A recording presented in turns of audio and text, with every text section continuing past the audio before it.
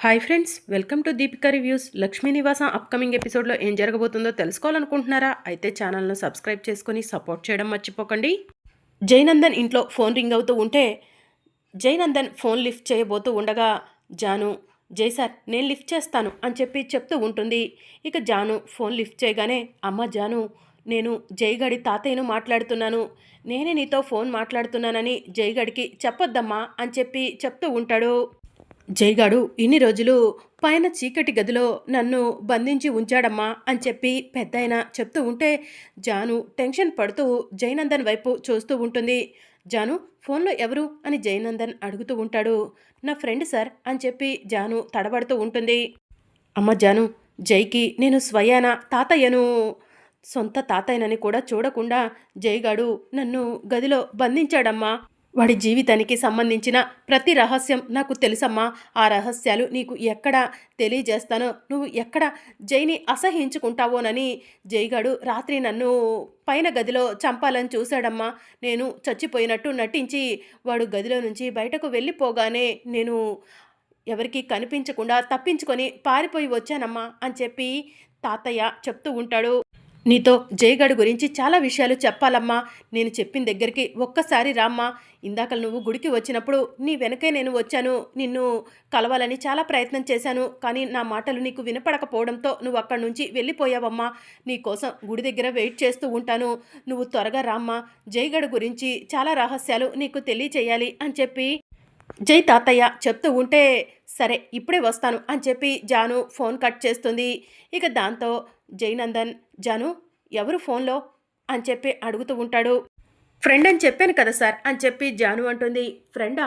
నాకు తెలియని ఫ్రెండ్ నీకెవరున్నారు జాను అని జయనందన్ అడుగుతూ ఉంటాడు. మీకు తెలియదులేండి సార్, అర్జెంటుగా నన్ను కలవాలని నా ఫ్రెండ్ కాల్ చేసింది, నేను కలిసి వస్తాను సార్ అని జాను అంటూ ఉంటే, సరే జాను అని చెప్పి జయనందన్ అంటాడు. ఇక జాను కంగారు పడుతూ అక్కడి నుంచి వెళ్తూ ఉంటుంది.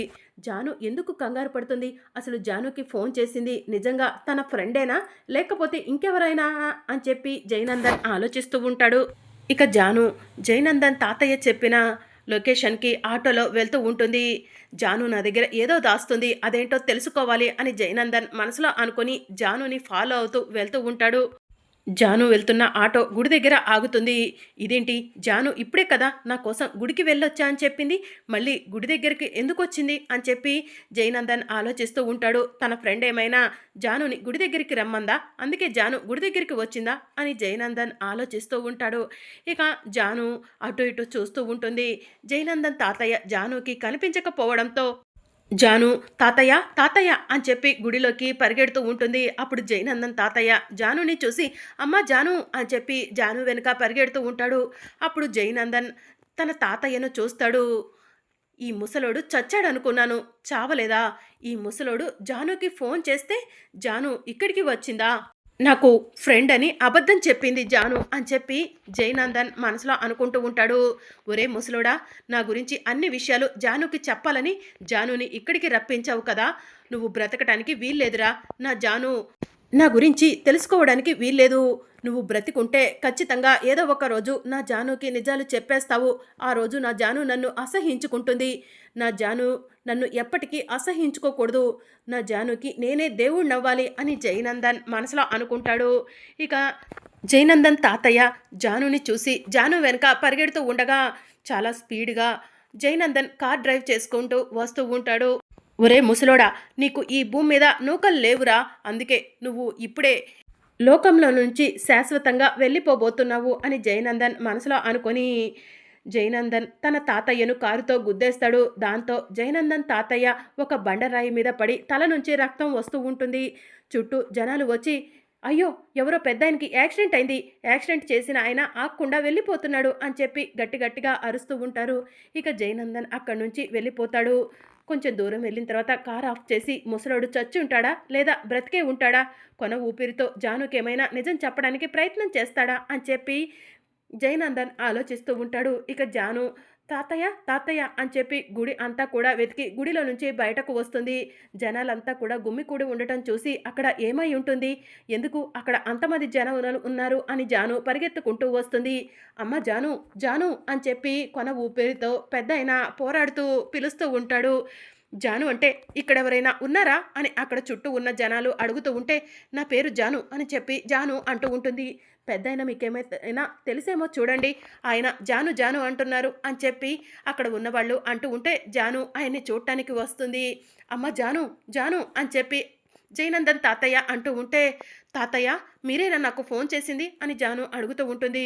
అవునమ్మా జాను, నీకు ఫోన్ చేసింది నేనేనమ్మా అని చెప్పి రక్తపు మడుగులో ఉన్న తాతయ్య జానుకి చెప్తూ ఉంటాడు. తాతయ్య మీకు ఏమైంది? ఇందాకలు మీరు ఫోన్ చేసినప్పుడు బాగానే మాట్లాడారు కదా అని జాను అడుగుతూ ఉంటుంది.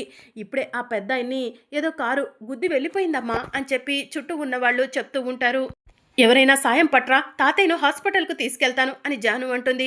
అమ్మ జాను, నేను బ్రతకనమ్మా, నేను బ్రతకనని నాకు అర్థమవుతుంది అని చెప్పి తాతయ్య చెప్తూ ఉంటారు.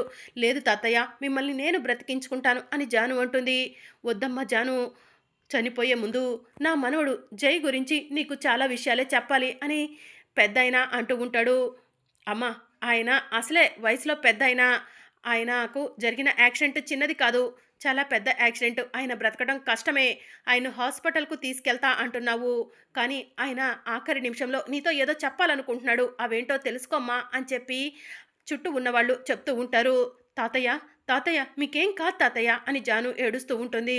అమ్మ జాను, నువ్వు నీ జీవితాన్ని చాలా మంచిగా చక్కదిద్దుకోవాలమ్మా, జైగడి వలలో జైగడి మోసంలో పడిపోవద్దమ్మా అని చెప్పి ఆ తాతయ్య జానుకి చెప్తూ ఉంటాడు. ఇక అప్పుడే జయనందన్ ముసలోడు చచ్చాడో లేదో అని చెప్పి మనసులో అనుకొని కార్ని రివర్స్ తీసుకొని యాక్సిడెంట్ అయిన దగ్గరికి వస్తాడు. చుట్టూ ఉన్న జనాలను చూస్తూ ఉంటాడు. కారు దిగి తన తాతయ్య దగ్గరకు వస్తాడు. ముసలోడు చావలేదనుకుంటా అని జయనందన్ దూరం నుంచి చూస్తూ ఉంటాడు.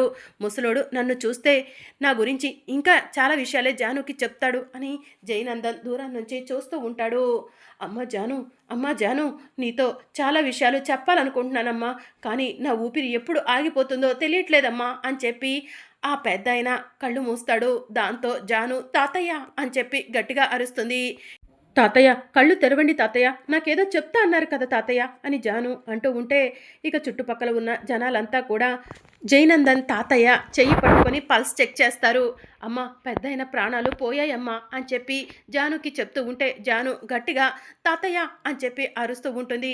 ఇక అప్పుడే జయనందన్ ముందుకు వచ్చి జాను ఎవరైనా అని చెప్పి అడుగుతూ ఉంటాడు.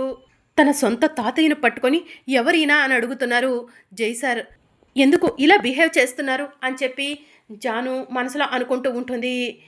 ఎవరో తెలీదు సార్ అని జాను అంటుంది. ఏంటమ్మా ఈ పెద్దయిన నీకు తెలీదా అని చుట్టుపక్కన ఉన్న వాళ్ళంతా అంటూ ఉంటే అవును తెలీదు, పెద్దయిన కాబట్టి తాతయ్య అని ఏడుస్తున్నాను, యాక్సిడెంట్ జరిగింది కాబట్టి బాధపడుతున్నాను అని చెప్పి జాను అంటూ ఉంటుంది.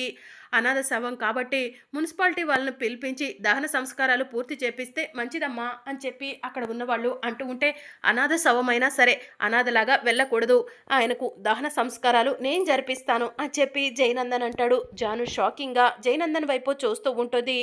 అవును జాను, ఈయన్ను నువ్వు తాతయ్య అని నోరారా పిలిచావు, నువ్వు తాతయ్య అన్నావు కాబట్టి ఈయన మనకి బంధువే, అందుకే ఈయన దహన సంస్కారాలు నేను జరిపిస్తాను అని చెప్పి జయనందన్ అంటూ ఉంటాడు.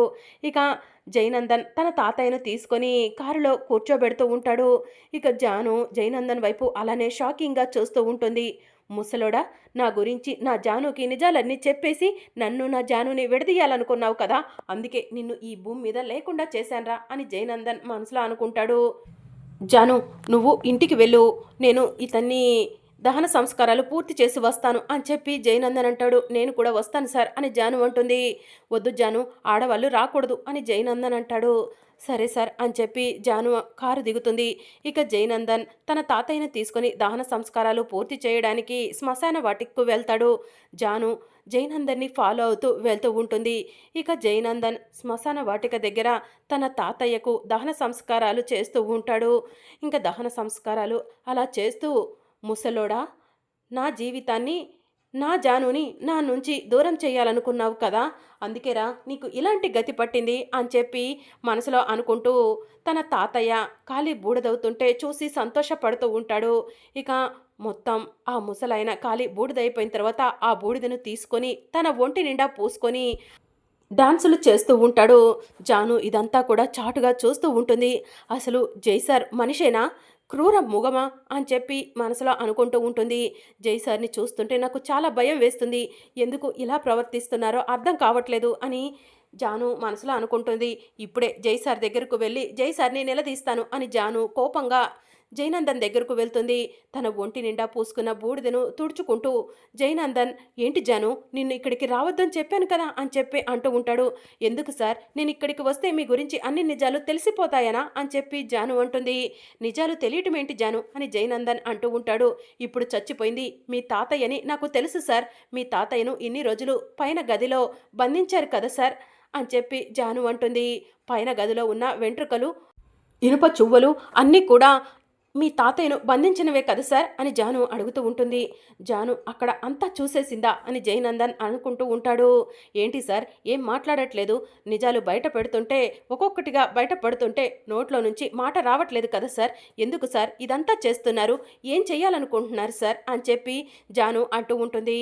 జాను, నేను చెప్పేది విను అని జైనందన్ అంటూ ఉంటే, మీతో కలిసి బ్రతకటం కన్నా చావే శరణ్యం అనిపిస్తుంది సార్ అని చెప్పి జాను అంటుంది. వద్దు జాను, అలా మాట్లాడొద్దు అని జైనందన్ అంటూ ఉంటాడు. లేదు సార్, లేదు, మీలాంటి వాడు బ్రతకూడదు, మీలాంటి వాడు నిజంగానే బ్రతకూడదు సార్ అని జైనందన్ గొంతు పట్టుకుంటుంది. జాను, ఏం చేస్తున్నావు నువ్వు, నీకు పిచ్చి పట్టిందా అని జైనందన్ అంటూ ఉంటాడు.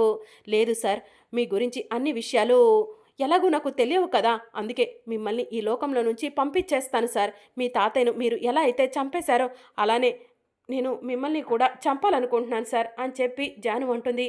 నేను వాణ్ణి చంపడం ఏంటి అని చెప్పి జైనందన్ అంటూ ఉంటే, ఇప్పుడే కదా సార్ చచ్చిపోయిన డెడ్ బాడీ దగ్గర నుంచొని నేనే నిన్ను కారుతో గుద్దానని మీ తాతయ్యకు చెప్తున్నారు కదా సార్, అంతా నేను వినేశాను సార్ అని చెప్పి జైనందన్ గొంతు పట్టుకుంటుంది. ప్లీజ్ జాను, గొంతు వదులు అని జైనందన్ అంటూ ఉంటాడు. లేదు సార్, మీలాంటి వాడు బ్రతకూడదు, మీలాంటి వాడు ఈ భూమి మీద ఉండకూడదు సార్ అని చెప్పి జైనందన్ గొంతు పట్టుకొని నులుముతూ ఉంటుంది. ప్లీజ్ జాను, చెప్పేది అర్థం చేసుకో అని జైనందన్ అంటూ ఉంటే, లేదు సార్, మీరేం చెప్పినా నేను వినను, మీలాంటి వాడితో నేను కలిసి బ్రతకలేవను, ఇక నుంచి మీ జీవితం మీదే, నా జీవితం నాదే అని చెప్పి జాను అంటుంది. ఏంటి జాను, నన్ను బెదిరిస్తున్నావా, నువ్వు నా ప్రాణం కాబట్టి నిన్ను ఏమీ అనట్లేదు, నువ్వు ఇలా బిహేవ్ చేస్తే నీ తల్లిదండ్రులను ఈ ముసలాడు పోయిన దగ్గరికే పంపిస్తాను అని చెప్పి జైనందన్ అంటూ ఉంటాడు. ఏంటి సార్, మీరు బెదిరించిన ప్రతిసారి భయపడిపోతా అనుకుంటున్నారా? భయపడను సార్, ఈసారి మీ పైన పోలీస్ కంప్లైంట్ ఇస్తాను, మిమ్మల్ని పోలీసులు అరెస్ట్ చేసేలా చేస్తాను, మీరు జైల్లో కూర్చొని చెప్పుకూడు తినేలా చేస్తాను, చూస్తూ ఉండండి సార్ అని చెప్పి జాను కోపంగా వెళ్తూ ఉంటుంది. జాను, ఆగు జాను అని చెప్పి జైనందన్ పిలుస్తూ ఉంటాడు. జాను పలకకపోవడంతో జైనందన్ పెద్ద కర్ర తీసుకొని జాను వెనుక నుంచి వస్తూ ఉంటాడు.